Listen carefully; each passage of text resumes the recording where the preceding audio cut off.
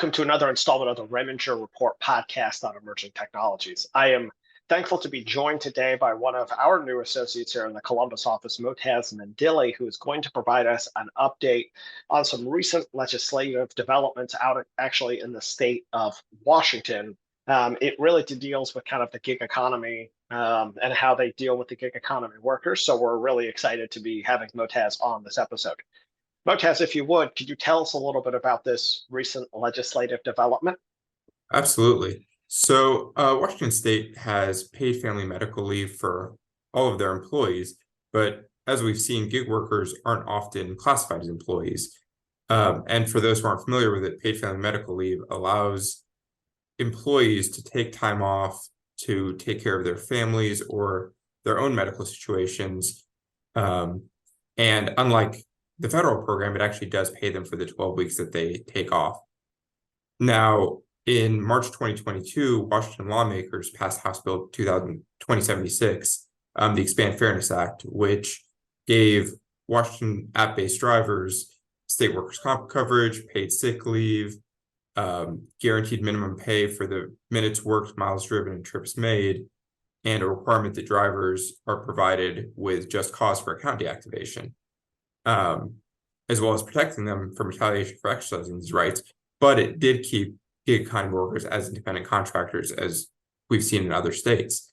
This new decision, or I say decision, but I really mean statute, House Bill 1570, expanded the state's unemployment insurance and paid family and medical leave programs to the app-based drivers as well. It's the first state in the nation that we've seen that's provided app-based drivers with any kind of FMLA or unemployment insurance. And while paid FMLA isn't normally provided in other states, it is a pretty big benefit to provide to gig-based economy workers in Washington State.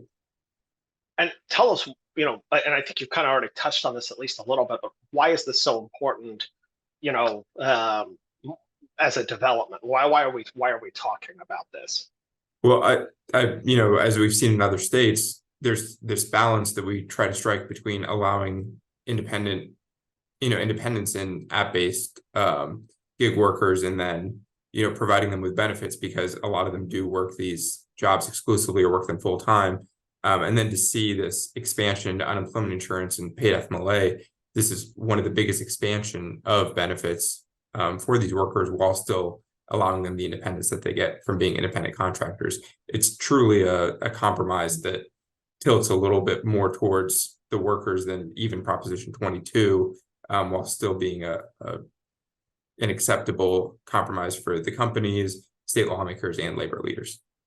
Now, you mentioned Prop 22, just for our listeners who may not have listened to all of our podcasts, that's commonly that refers to, I should say, the legislation and the laws based out of California that address and maintain the independent contractor status for a lot of these gig economy workers, but allow the companies to provide some benefits to the workers without having the workers end up being classified as actual employees. Correct? Correct. Yeah.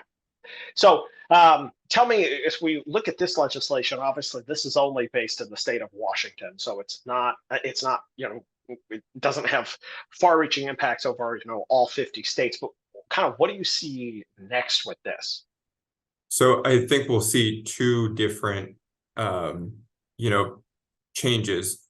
We've had cities like Austin, Texas, and New York City where they've tried to push more protection or more worker-friendly statutes. Then you have the states themselves of Texas and New York that have passed more limiting, legislation that keeps the companies, operating in the state.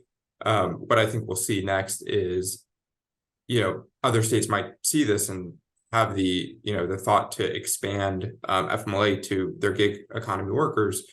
Cities might try it as well, but depending on where the cities are located, sometimes the states might also come in and reduce that impact, especially with something like unemployment insurance, which would, be paid out by the state and could have quite a large tax impact as well. Great. Motaz, thank you for taking the time to speak with us today. We really appreciate it. Hopefully we'll have you back on another episode soon. Thank you.